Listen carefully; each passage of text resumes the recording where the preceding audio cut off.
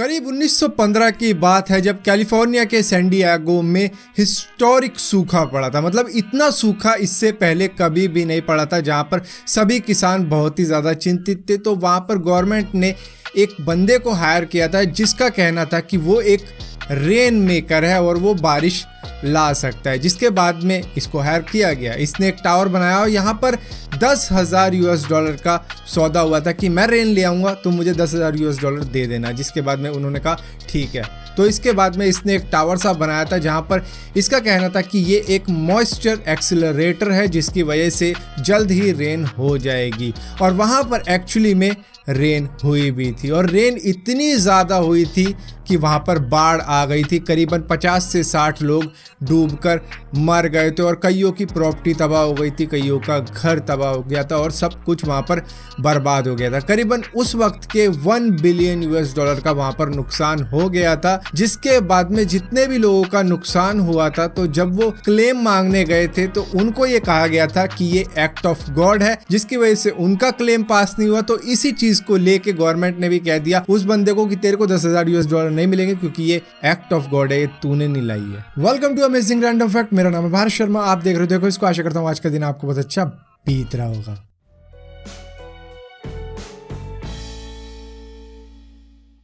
आप में से बहुत लोगों को एक बात मालूम नहीं होगी कि हमारे इंसानी शरीर में हर जगह ब्लड वेसल्स मौजूद हैं सिवाय एक अंग के, जिसको कॉर्निया बोला जाता है। इसके अंदर कोई भी ब्लड वेसल्स यानी कि कोई भी नस वस मौजूद नहीं है, जिसकी वजह से इसको ब्लड सप्लाई की ज़रूरत नहीं पड़ती है क्योंकि ये अपनी ऑक्सीजन एयर से ही डायरेक्ट ले लेती है। आप में से शायद बहुत लोगों को एक बात मालूम नहीं होगी कि इस दुनिया की पहली महिला प्रेसिडेंट आइसलैंड की थी। दरअसल इसकी शुरुआत हुई थी 24 अक्टूबर 1975 को, जब 90% इस पूरे देश की महिलाएं रोड पर आ गई थी। जॉब वॉब छोड़ दिया था, घर के सारे काम छोड़ दिए थे, लेकिन वो स्ट्राइक पर आ गई थी अपने इक्वल राइट के लिए, जिसके बाद में ये देश एकदम रुक सा गया था और पार्लियामेंट ने तुरंत ही एक लॉ पास कर दिया था महिलाओं की इक्वल पे का, महिलाओं के इक्वल राइट का, जिसके बाद में ही 5 साल बाद एक महिला प्रेसिडेंट बन गई थी आइसलैंड की। और इसी के साथ साथ अगर आप इस पूरी दुनिया के अंदर हाईएस्ट जेंडर इक्वलिटी की बात करते हो तो आइसलैंड सबसे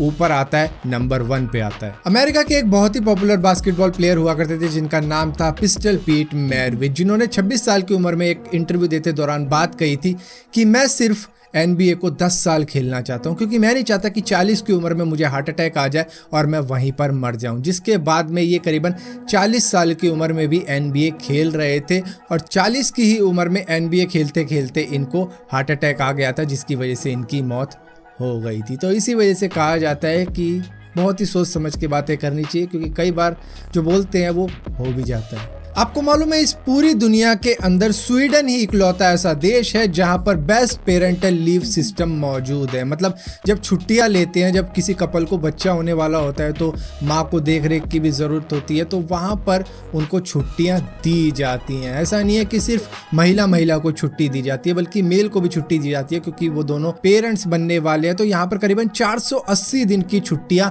दे दी जाती है जहां पर 80% तक उनको सैलरी उसकी मिलती है। एक ऑस्ट्रेलिया का व्यक्ति अपने डॉग के साथ में सुबह सुबह सैर कर रहा था जहां पर उसे दूर से एक पीला सा टुकड़ा दिखा। उसे लगा कोई टॉयलेट पड़ी होगी, लेकिन जैसे ही वो उसके पास गया तो उसको मिल गया 624 ग्राम का एक गोल्ड का पत्थर जो कि पूरा सोना था, जिसकी वर्थ थी करीबन $35,000, जिसको इंडियन करेंसी में अगर कन्वर्ट करते हो तो होते हैं करीबन 25 लाख रुपए। आपको मालूम है जापान के अंदर बहुत से कछुए हैं और इसी के साथ साथ वहां पर बहुत ही बढ़िया रेलवे नेटवर्क है। अब मैं इन दोनों की बात क्यों कर रहा हूँ, दोनों ही अपोजिट बातें हैं। दरअसल होता क्या है कि अक्सर कछुए ट्रेन के ट्रैक पर चले जाते हैं, जिसकी वजह से ट्रेन डिरेल भी हो सकती है और इसी के साथ साथ कछुए की भी जान जा सकती है, जिसकी वजह से उन्होंने टर्टल टनल भी बना रखे हैं अपने रेलवे ट्रैक्स में, जिससे वो आराम से उन टर्टल टनल से निकल जाते हैं जहां पर उनकी जान भी बच जाती है और इसी के साथ साथ कोई ट्रेन डिरेल होने से भी बच जाती है। आई एम श्योर आप में से बहुत से लोगों ने एक फेमस मूवी स्टार वॉर्स तो जरूर देखी होगी, जिसमें एक बहुत ही क्यूट सी फिक्शनल स्पीशी मौजूद थी जिसका नाम था इवोक्स, जिनकी लैंग्वेज जो वो यूज कर रहे थे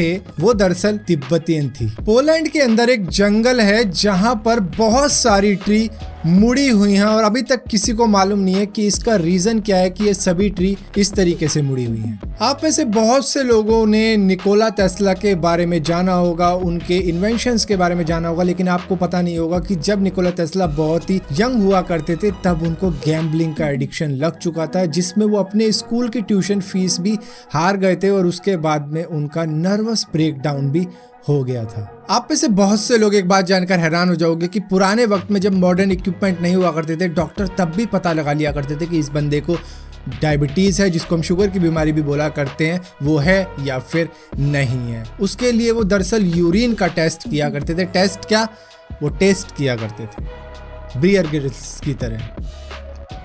या फिर ऐसे लग रहा है तुम्हें शुगर है, नहीं डॉक्टर एक और बार चेक करके देखो। फिलहाल के लिए अमेजिंग रैंडम फैक्ट्स की इस वीडियो में इतना ही था। अगर वीडियो आपको पसंद आती है तो इस वीडियो को लाइक जरूर करना, शेयर जरूर करना और इसी तरह की और भी वीडियो देखने के लिए चैनल को सब्सक्राइब जरूर करना। और सब्सक्राइब किया तो बेल का आइकन जरूर दबाना, वरना आपको मालूम नहीं चलेगा मैंने को वीडियो डाली भी है।